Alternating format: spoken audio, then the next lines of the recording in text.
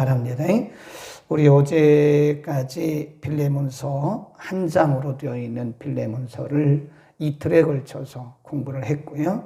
이제 오늘부터는 골로새서인데 이 골로새서와 빌레몬서는 역사적 배경이 같아요. 그러니까 주후 62년 혹은 63년경에 사도 바울이 로마의 감옥에서 투옥 생활을 하고 있을 때 골로새 교회에 보낸 서신이다. 이렇게 보시면 됩니다. 다시 한번 상식적인 것 말씀을 드리면 바울 서신은 수신자의 이름을 따라서 성경책 제목이 정해졌고요. 일반 서신, 그러니까 베드로 서신, 야고보 서신, 요한 서신, 유다 서신 이런 성경들은 다 기록자, 그러니까 기록자의 이름을 따라서 성경의 책의 이름을 붙였다. 그렇게 보시면 되고요. 여기 보면 골로새 교회에 보낸 서신 중에 특별히 사도 바울의 감사 내용이 나오는데 3절에 보면 우리가 너희를 위하여 기도할 때마다 하나님 곧 우리 주 예수 그리스도의 아버지께 감사하노라. 그 이유는 그리스도 예수 안에 너희의 믿음과 모든 성도에 대한 사랑을 들었기 때문이다. 사도 바울이 늘 로마의 감옥에서 이 골로새 교회 성도들을 위해서 기도하는데 감사의 기도죠. 기쁨의 기도죠. 기도의 종류가 여러 가지잖아요.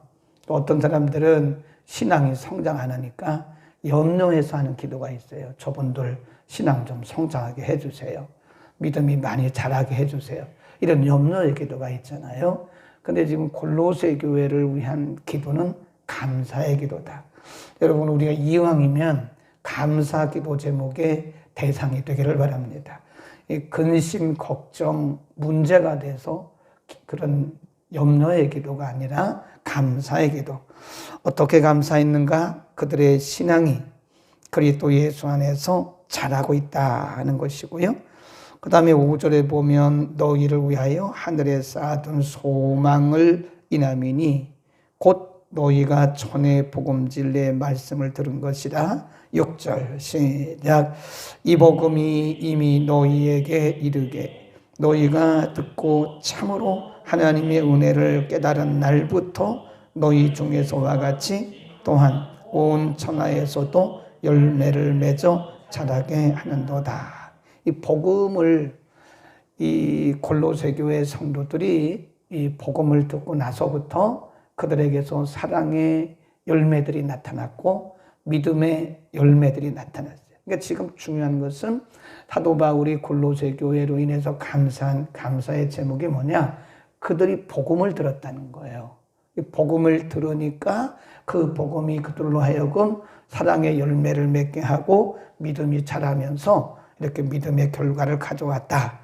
그 다음에 중요한 것이 뭐냐면 7절에 보면 이 복음을 전해준 사람이 누구냐고 하면 이와 같이 우리와 함께 종된 사랑하는 에바브라에게 너희가 배웠나니 그는 너희를 위하여 그리스도의 신실한 일꾼이요 성령 안에서 너희 사랑을 우리에게 고한다니라. 그 7절에 보면 에바브라에게 너희가 배웠다. 그 부분을 한번 읽읍시다.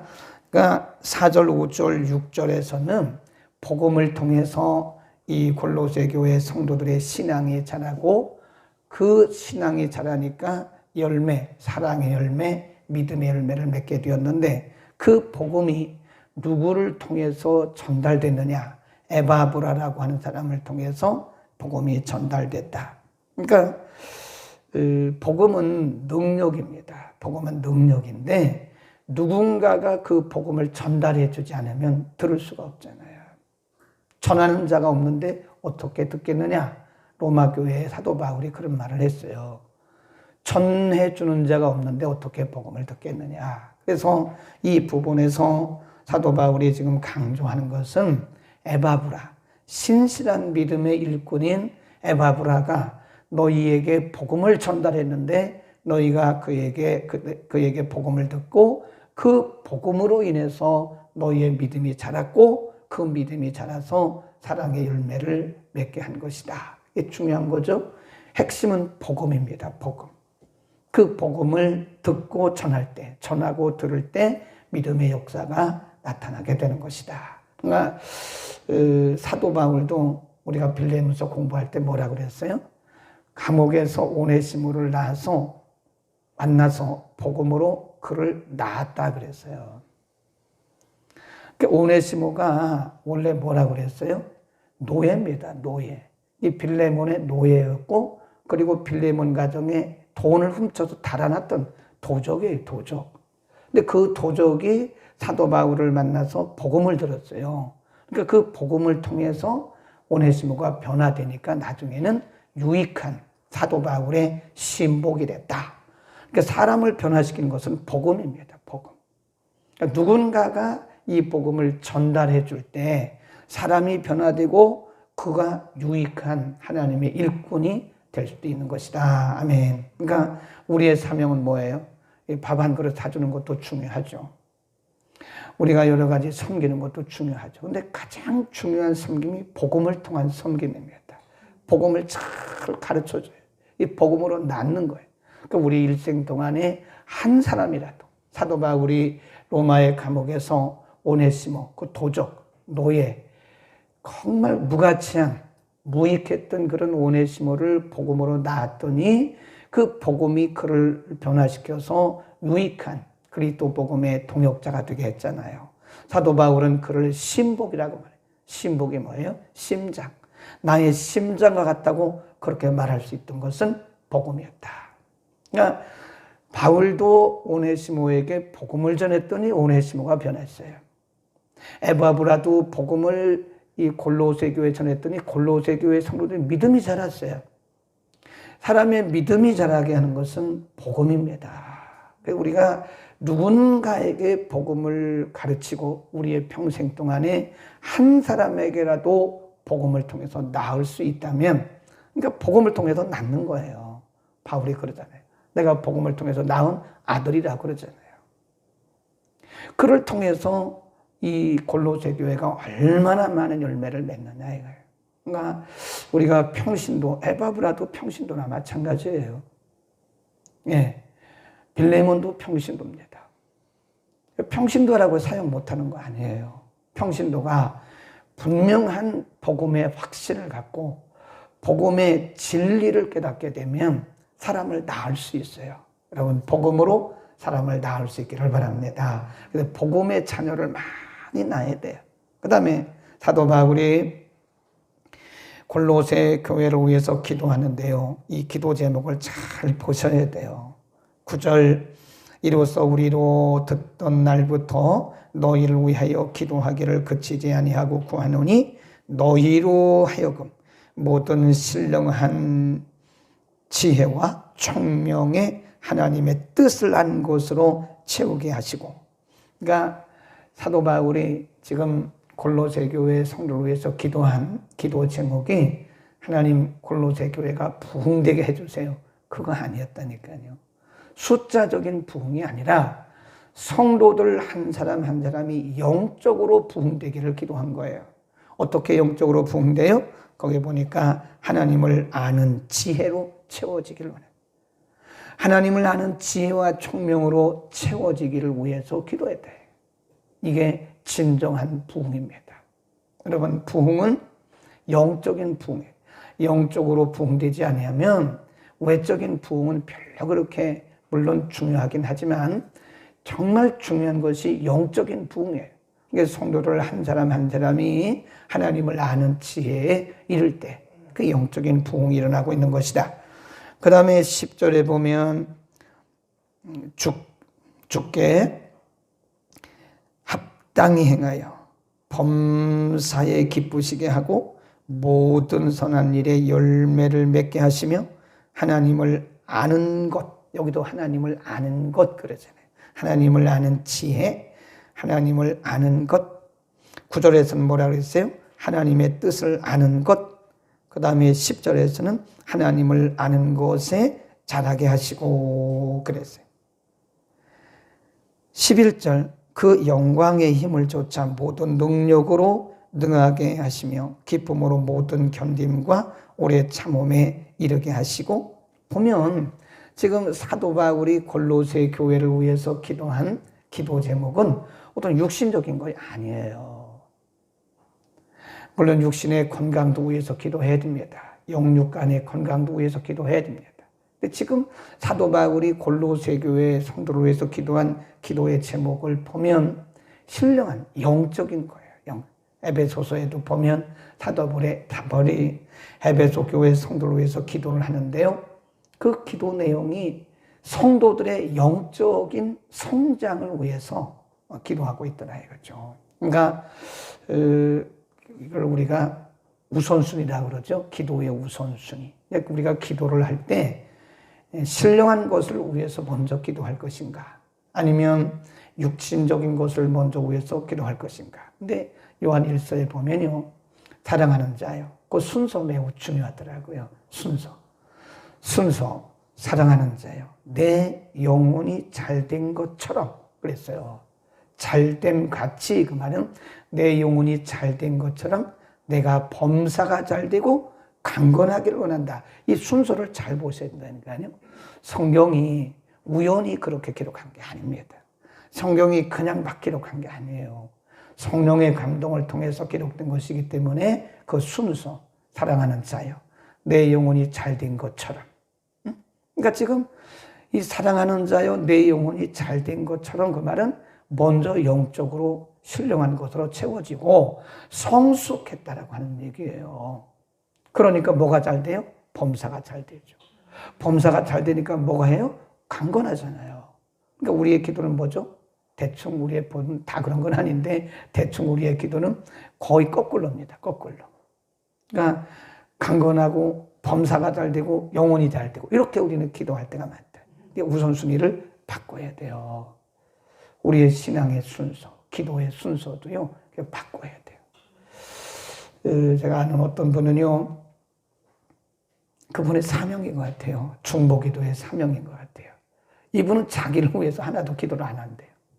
그러니까 사람들이 뭐라 하는데요. 아니, 왜 당신은 당신을 위한 기도를 안 하느냐. 그리고 당신 교회를 위해서 기도 왜 안 하냐. 그분은 기도를 2시간, 3시간 하면 다 다른 교회, 다 나라와 민족, 다 외부를 위해서만 기도한다는 거예요. 네, 한국 교회를 위해서, 더 미자리 교회를 위해서, 선교사님들을 위해서 이런 것만 2시간, 3시간 실컷 기도하고 자기네 소속된 교회는 하나도 기도를 안 한대요. 그리고 자기 기도는 또 하나도 안 한대요. 그게 꼭 뭐 좋다고 말하기는 그렇죠. 그것이 꼭 옳다고 말하기는 그러나 우리가 이렇게 보면 뭐 그분의 사명이라고 생각을 해요. 우리를 위해서 기도해야죠. 우리 교회 위해서 기도해야죠. 지금 여기서 말씀드리려고 하는 것은 기도의 우선순위가 사람에 따라서는 그렇게 변할 수도 있고, 또 우리의 기도의 제목은 오늘 사도 바울이 골로새 교회를 위해서 기도하면서 그들의 육신의 건강과 범사의 형통과 영적인 것을 위해서 기도한 것이 아니라 순서가 영적인 것이 먼저였다. 하나님을 알아가는 지혜와 지식으로 채워지고 총명으로 채워지고 하나님의 뜻을 알아 선한 열매를 많이 맺고, 그 뒤에 보세요.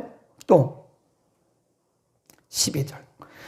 우리로 하여금 빛 가운데서 성도의 기업의 부분을 얻기에 합당하게 하신 아버지께 감사하기를 원하노라. 감사하는 믿음의 성도가 되기를 위해서 기도했다.